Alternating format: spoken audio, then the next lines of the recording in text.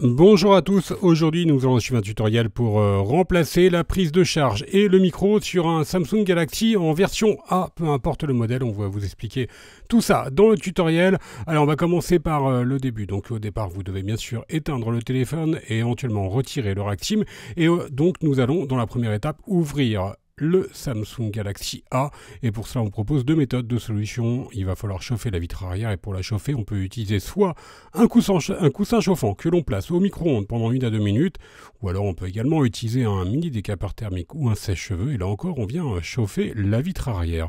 Bien sûr tous les outils que l'on vous présente sont bien sûr disponibles sur notre site. Une fois que la vitre arrière est correctement chauffée, on positionne l'avant-touche sur le bas de la vitre arrière et on va créer un point d'insertion en utilisant le médiator en métal percé. Alors tous les outils qu'on vous présente, ils sont présents dans le kit d'outils numéro 1 que vous retrouverez bien sûr sur Bricophone. Une fois que vous avez créé le point d'insertion avec le médiator en métal percé, on utilise les médiators en plastique pour décoller complètement tout le contour de la vitre arrière et on va pouvoir mettre notre vitre arrière de côté.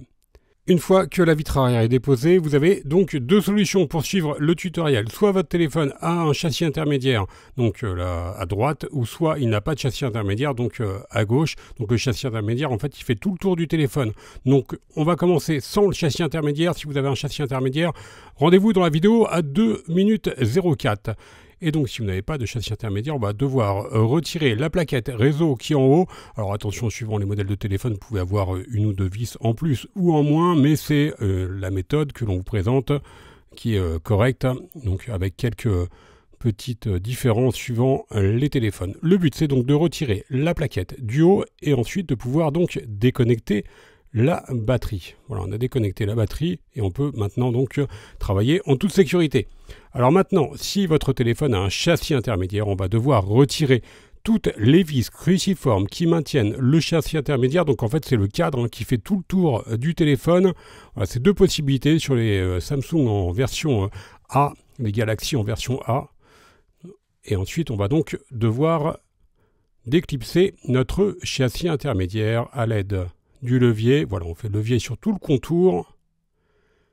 Une fois qu'on a retiré le châssis intermédiaire, on va pouvoir déconnecter notre batterie et également en général la nappe du lecteur d'empreinte digitale. Voilà, la batterie est bien déconnectée. On va retirer également pour plus de facilité la nappe du lecteur d'empreinte digitale. Alors la troisième étape, toujours sans châssis intermédiaire à gauche ou avec châssis intermédiaire à droite. On commence par sans châssis intermédiaire. On s'intéresse à la partie basse du téléphone. On va simplement retirer le haut-parleur externe. Alors toutes les vis, elles font tout le temps la même taille sur les Galaxy, donc vous pouvez les intervertir. On retire donc notre module haut-parleur et ensuite on a un accès direct à notre connecteur de charge. On va retirer les nappes d'interconnexion et les câbles coaxiaux. Alors là encore, suivant les modèles, vous pouvez avoir qu'une seule nappe d'interconnexion ou alors encore qu'un seul câble coaxial. Et c'est la méthode qui compte et c'est quasiment toujours la même.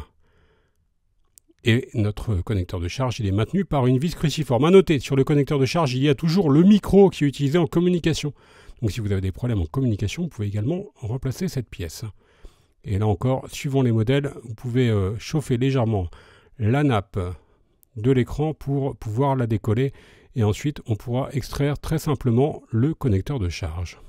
Passez ensuite à la version avec un châssis intermédiaire, donc si vous n'avez pas de châssis intermédiaire, vous avez compris, vous pouvez sauter la prochaine étape.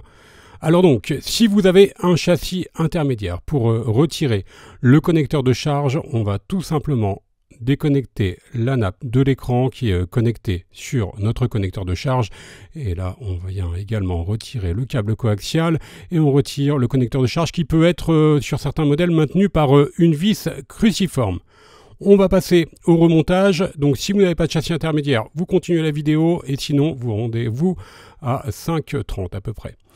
Alors on va tout simplement repositionner notre nouveau connecteur de charge, on a remis les câbles coaxiaux, on refixe évidemment le haut-parleur, on a reconnecté toutes les nappes qui étaient présentes sur le connecteur de charge, on reconnecte maintenant la batterie et le lecteur d'empreinte digitale, on vient remettre notre antenne NFC Et on va pouvoir maintenant recoller notre vitre arrière en enlevant les anciens adhésifs qui étaient présents sur la vitre arrière. Et on va appliquer un filet de colle sur tout le contour du châssis pour pouvoir recoller la vitre arrière. Faites attention de ne pas mettre de colle, évidemment, sur les objectifs des appareils photo arrière. On repositionne maintenant notre vitre arrière sur le châssis et on va mettre le tout sous presse pendant environ 5 minutes, le temps, enfin 30 minutes plutôt, que le temps que la colle fasse effet. Si éventuellement vous avez retiré votre Raxim, n'oubliez pas de le remettre. Et on va pouvoir passer donc à la méthode avec un châssis intermédiaire. Ça va être quasiment la même chose. On repositionne notre connecteur de charge. On vient reconnecter toutes les nappes qui étaient connectées au connecteur de charge. Donc la nappe de l'écran et un ou deux câbles coaxiales. Si votre téléphone est 4G, vous n'avez qu'un seul câble coaxial. S'il est 5G, vous en avez deux. On reconnecte maintenant la nappe du lecteur d'empreintes digitales et la batterie. Et enfin, on va pouvoir reclipser notre châssis intermédiaire. Et ensuite, une fois qu'il est correctement reclipsé, on va pouvoir nettoyer le châssis en enlevant les anciens adhésifs qui étaient présents sur tout le contour de celui-ci à l'aide soit du tournevis plat ou alors vous pouvez également vous aider, comme sur la vidéo, du levier en plastique pour nettoyer le châssis. Et ensuite, il ne nous reste plus qu'à remettre, vous l'avez deviné, toutes les vis cruciformes que l'on avait enlevées en début de tutoriel qui maintiennent donc le châssis intermédiaire au châssis principal. Et on va faire la même opération pour la vitre arrière. On va nettoyer celle-ci afin d'enlever les anciens résidus de colle ou d'adhésifs qui peuvent rester. Et on remet un filet de colle sur tout le contour du châssis. Faites attention de ne pas mettre de colle sur les objectifs des appareils photo arrière. Et là encore, on vient repositionner notre vitre arrière sur le châssis. Si éventuellement vous avez enlevé votre Raxim, n'oubliez pas de le remettre évidemment. Et on met le téléphone sous presse pendant environ une demi-heure, le temps que la colle fasse effet. Voilà, vous retrouverez bien sûr tous les connecteurs de charge pour les Samsung Galaxy A sur notre site. Merci à tous d'avoir suivi ce tuto et à bientôt pour de nouvelles vidéos.